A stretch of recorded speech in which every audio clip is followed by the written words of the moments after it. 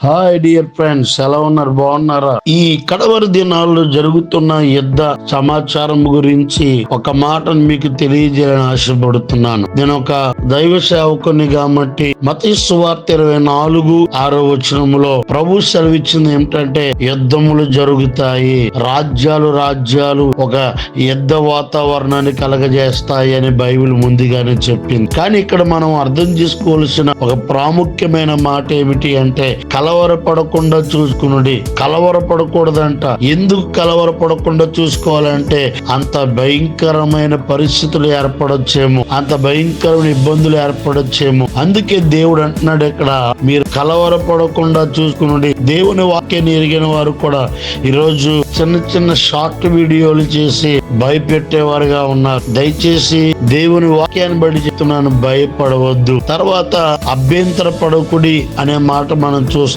నిజమే. ఎందుకు అభ్యంతర పడకూడదు అంటే, ఈ దినాలు అలాంటివి. ఎవరిని బట్టి ఎవరు కూడా అభ్యంతర పడే పరిస్థితి ఒకవేళ వచ్చినా గాని కంగారు పడొద్దు.